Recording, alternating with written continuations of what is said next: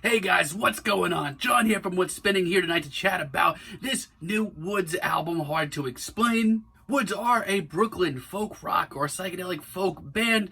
Honestly, they've always been one of my favorite bands as far as it goes with the freakier side of folk music. Their early days like At Rear House and How to Survive in the Woods were a little bit too odd for me. But for me, around the time of their Songs of Shame album, they really started to get on a roll. The folk music was very light, but between the chilling and very wiry vocals of vocalist Jeremy Earl, the sort of cold atmospheres, and the often very weird, ghoulish subject matter, you were dealing with a lot of interesting sounds. To me, honestly, listening to an early Woods album was like listening to a folk band made up of the friendliest ghosts you've ever met. And ever since, they've really captivated me. I love the sunshine pop of Echo Lake, the equally dark yet very sunny and bright on Sun and Shade, and the more polished Ben Beyond. At the time, these folk albums just seemed to be pushing the genre in a really interesting new direction. But around the time of their With Love and Light album, I kind of felt like I was getting bored of Woods. This album was so in the middle of the road that I honestly was prepared to never enjoy an album from them again. But I was pleasantly surprised with their City Sun Eater and the River of Light album. It was their most polished effort to date and showed them moving away from a folkier sound. However, it was grim, easily the darkest thing they've done in years, and most importantly, very catchy. But ever since, I don't know, I've just been kind of up in the air again, and I can never really pinpoint Woods anymore.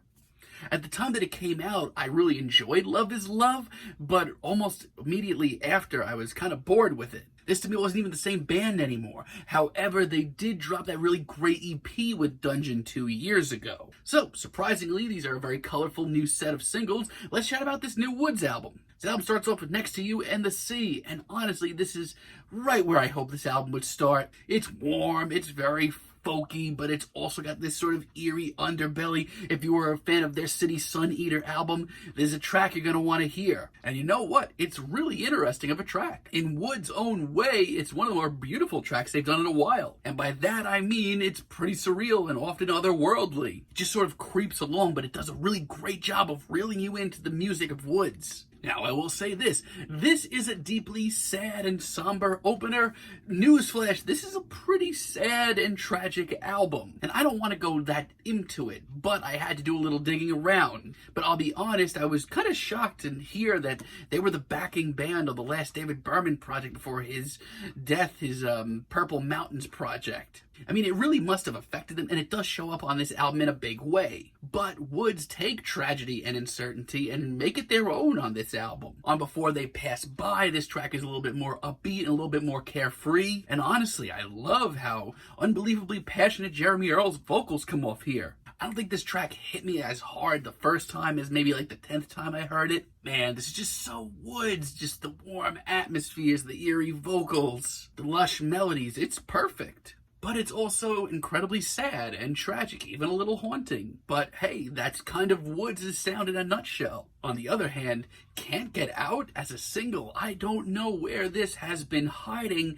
This is great. This is incredibly colorful and lush and full of life. It almost in a weird way reminds me of like maybe something Broken Social Scene would do. And outside of all the usual Woodisms that are all here, honestly, this is a strangely passionate performance. Not only that, it's more of an immediate track here. I mean, you don't have to be into Woods to really enjoy this track. It's just an all-around great tune. I mean, it even has a little bit of a jam towards the end to really bring in those old-school Woods fans, like those Songs of Shame days of Woods.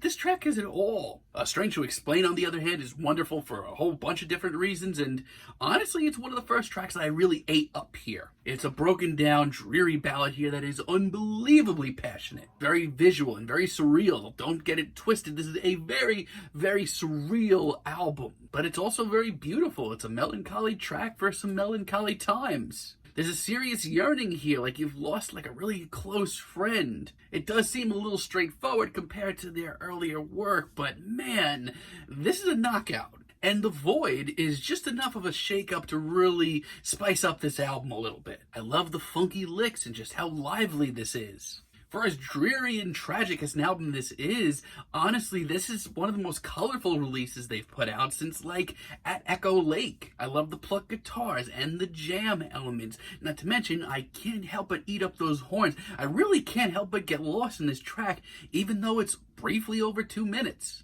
There's also a sense of mystery here that I think goes well with the album. There are a few tracks here that don't hit me as hard. For one, I'm not really that into Where Do You Go When You Dream. When this first dropped as a single, I was kind of confused. I thought Woods can do a lot better. Now, it does have some things going for it. For instance, I actually think some of the ambient sounds and the atmosphere are really powerful. And there are some parts of it that are sort of hypnotic, that reel you in. But compared to the rest of this album, this track just drags so much. Trust me, there are like 8 other tracks on here that do this sound so much better. Just to fall asleep, I kind of feel like I understand why some people would be into this track. It's very breezy. It almost has an alternative country twang to it. I don't actually hate that. Jeremy's vocals, once again, are passionate, and I actually like the melody here quite a bit. But honestly, this track doesn't cut it for me, mostly because I don't think this track warrants a 6-minute length. It has some great elements to it. It's very visual, once again, but it's not nearly as interesting as Woods think, and just not nearly good enough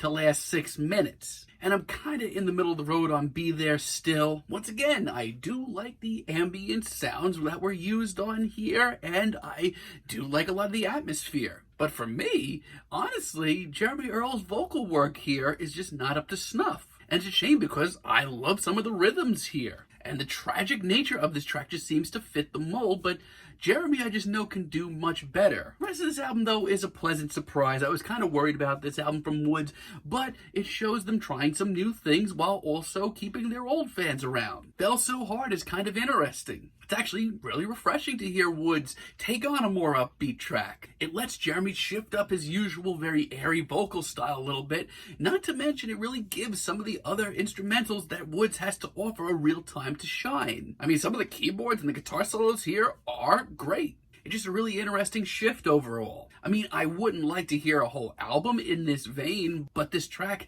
does lighten up this album a little bit, and it has one of the best jams here by far. And Light of Day is actually one of the more human tracks that Woods have wrote in a really long time. And if you know the band's very cryptic, very surreal, very dark style, that's actually a pretty big statement. Once again, it's very warm, it's very inviting, it's very approachable, and I love how just haunting and moody this is. And Weekend Wind, as a finale, a nice 7-minute jam that I was worried about, is actually kind of perfect for the world that we're living in right now. It's sort of rustic. I love how mysterious it is. It's light on the ears. It just has so much color to it, just so easy to drift away in. I mean, don't get me wrong, they've come through with probably a dozen better jams over the years, but still, this is pretty enjoyable. And in these weird times, there's something about this track that's very comforting to drift away in. So yeah, this may not be as rustic or as twisted and weird and ghoulish as the early Woods recordings, but this is a nice little return to form overall. I love how colorful this album is and just how human it comes off at times. It's a very tragic album. Not only that, but it's just full of colorful jams that you can kind of just drift away in, easy on the ears, just perfect for these oddball times that we're living in. I'm feeling a very light 8 on this album, but let me know what you guys think down below. If you like the video, be sure to give us a like, give us a subscribe, and let me know down below what you would like for me to chat about in the future. And until next time, have a great day, guys.